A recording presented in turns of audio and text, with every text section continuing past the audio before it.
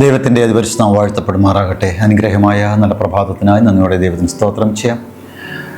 കർത്താവ് യേശുവിൻ്റെ നിസ്തുല്യ സ്നേഹത്തിൽ നിങ്ങളെല്ലാവരെയും സ്വാഗതം ചെയ്യുന്നു. ഇന്ന് ധ്യാനിക്കേണ്ട ഭാഗമെന്ന് പറയപ്പെടുന്നത് നമ്മുടെ സേവനം സ്വർഗത്തിൻ്റെ അംഗീകാരം നേടണം. ആപ്തവാക്യം നൽകിയിരിക്കുന്നത് ലൂക്കോസിൻ്റെ സുവിശേഷം 16-ാം അധ്യായം 12-13 വാക്യങ്ങൾ. അന്യമായതിൽ വിശ്വസ്തർ ആയില്ല എങ്കിൽ നിങ്ങൾക്ക് സ്വന്തമായത് ആർത്തരും. 2 യജമാന്മാരെ സേവിപ്പാൻ ഒരു ഭൃത്യന് കഴിയുകയില്ല. അവൻ ഒരുവനെ പകച്ച് മറ്റവനെ സ്നേഹിക്കും, അല്ലെങ്കിൽ ഒരുത്തനോട് പറ്റിച്ചേർന്ന് മറ്റവനെ നിരസിക്കും. നിങ്ങൾക്ക് ദൈവത്തെയും മാമോനെയും സേവിപ്പാൻ കഴിയുകയില്ല. ക്രിസ്തുവുമായുള്ള നല്ല ബന്ധം പുലർത്തപ്പെടേണ്ടതിന് നാം ഈ ലൗകികത ഉപേക്ഷിക്കേണ്ടിയിരിക്കുന്നുണ്ട്. പലപ്പോഴും ഒരു ക്രിസ്തീയ മാർഗം പിന്തുടർന്ന് അല്ലെങ്കിൽ ഒരു ക്രിസ്ത്യാനി എന്ന് പറയുവാൻ അവരുടെ പ്രവർത്തനങ്ങളിലൂടെ നമുക്ക് സാധ്യമല്ലാതെ വരുന്നു.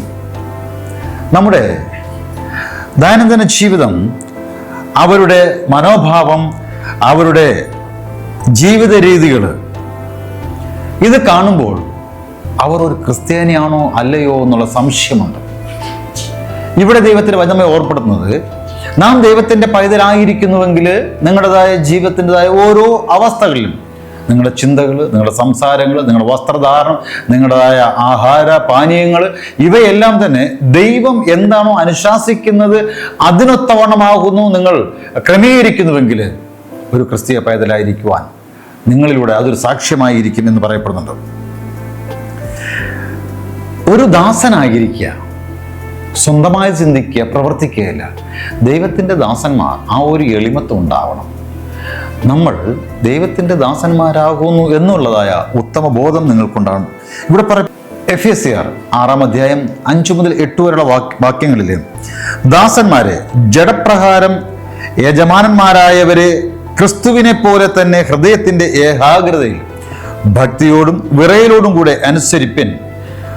മനുഷ്യരെ പ്രസാദിപ്പിക്കുന്നത് പോലെ ദൃഷ്ടി സേവയാൽ അല്ല, ക്രിസ്തുവിൻ്റെ ദാസന്മാരെ പോലെ ദൈവേഷ്ടം മനസ്സോടെ ചെയ്തും മനുഷ്യരെ അല്ല കർത്താവിനെ തന്നെ പ്രീതിയോടെ സേവിച്ചുകൊണ്ടും അനുസരിപ്പിൻ. ദാസനോ സ്വതന്ത്രനോ ഓരോരുത്തൻ ചെയ്യുന്ന നന്മയ്ക്ക് കർത്താവിൽ നിന്ന് പ്രതിഫലം പ്രാപിക്കുമെന്ന് നിങ്ങൾ അറിയുന്നുവല്ലോ. ഇവിടെ പ്രതിപാദിക്കുന്നത് മനുഷ്യരായിരിക്കുന്ന യജമാനന്മാരുടേതായ മുൻപിൽ എങ്ങനെയാകുന്നു നിങ്ങൾ സേവ ചെയ്യുന്നത് അല്ലെങ്കിൽ വേല ചെയ്യുന്നത്, ആയതുപോലെ ഉത്തരവാദിത്തോടും വേഗത്തോടും ചെയ്യുക.